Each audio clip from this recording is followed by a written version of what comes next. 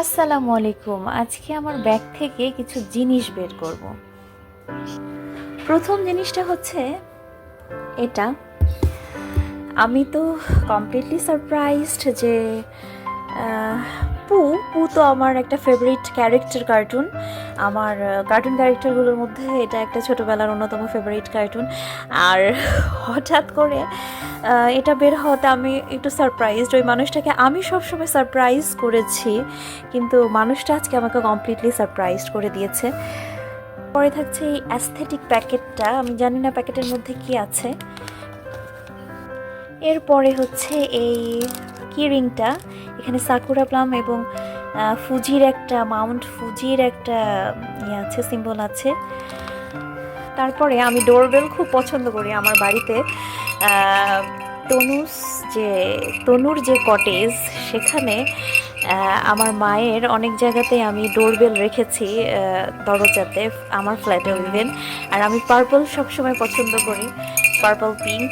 আমি জানি না ও সব কিছু মনে রেখেছে, মনে রেখে সব কিছু পুঙ্খানুপুঙ্খভাবে চুজ করেছে। এরপরে হচ্ছে চকলেট। তো লেখা দেখে বুঝতে পারছেন জাপানিজ লেটার, জাপানিজ ল্যাঙ্গুয়েজ। হ্যাঁ, জাপান থেকে ভালোবাসা এসেছে। খুব সুন্দর করে র্যাপ করা, খুবই যত্ন সহকারে। আর জিনিসগুলো যাতে নষ্ট না হয় সেজন্য একদম খুব যত্ন সহকারে র্যাপ করেছে সে। যাই হোক, আমি কমপ্লিটলি সারপ্রাইজড। এখানে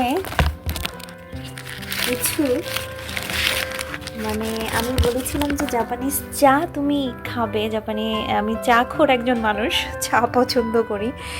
ও মনেই রেখেছে যে ওর জন্য এক সেট চায়ের যে কাপ সেট সেটা নিতে হবে জাপানিজ।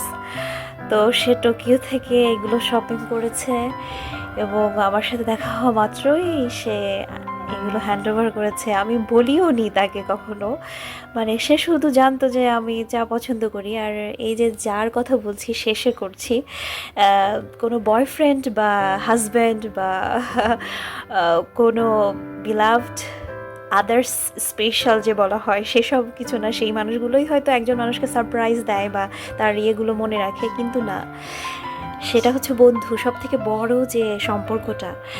হ্যাঁ, আমার বান্ধবী, ছোটোবেলার বান্ধবী, তো সে জাপানে থাকে।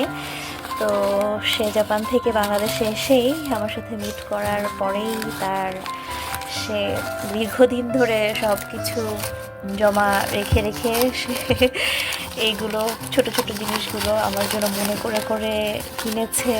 I am really surprised and lucky and blessed full, I think, এই গিফটগুলো। তো এটা আমার কাছে কোটি টাকার থেকে মনে হয় অনেক মূল্যবান। তো থ্যাংক ইউ না, সরি, তোকে তো কোনো দিন থ্যাংক ইউ দেইনি। তো জাযাকাল্লাহু খায়ের, অনেক অনেক ভালোবাসা নিস। আর এভাবে আমার এইভাবে না, যেভাবে সবসময় মানসিক সাপোর্টটা দিস অলওয়েজ আমার সব কিছুতে। আরেকটা কথা ওর মূল্যবান লেগেছে যে আমি হঠাৎ করে কি একটা কথা বলেছি, তো তখন সে আমাকে বলছে যে তন্নিকে বুঝতে হলে, আমার নিকনেম, তো এখানে আরেকটা প্রেজেন্ট আছে, তো ওকে বুঝতে হলে এবং ওকে পরিমাপ করতে হলে ওর সমান যোগ্য হতে হবে, যোগ্যতা অর্জন করতে হবে, তাকেও যোগ্যতা রাখতে হবে ওকে পরিমাপ করার জন্য ওর। তো আমি বলছি, যা তুই কী বলিস, আমি একটা ক্ষুদ্র মানুষ আর এসব বলছিস তুই। এই যে সে মাচা টি নিয়ে এসেছে। আচ্ছা, এখানে কিছু টিও আছে। আচ্ছা, থ্যাংক ইউ। আমি থ্যাংক ইউটা বের হয়ে যাচ্ছে, তুমি বারবারই আরিগাতো বলো অলওয়েজ, সেজন্যই আমার বারবার থ্যাংক ইউ চলে আসছে, কৃতজ্ঞতা বোধটা আর কি চলে আসছে। আমরা এটা সবসময় চর্চা করতে ভুলি না, কখনোই ভুলিনি।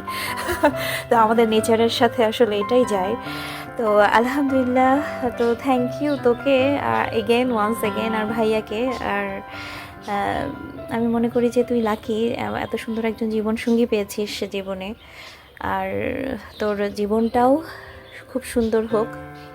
তোর মনের মতোই, ঠিক আগে আমরা যেরকম ছিলাম ঠিক এখনও ঠিক একই রকম আছে, কোনো চেঞ্জ নেই। এই পরিবর্তনটা যেন আমাদের না আসে।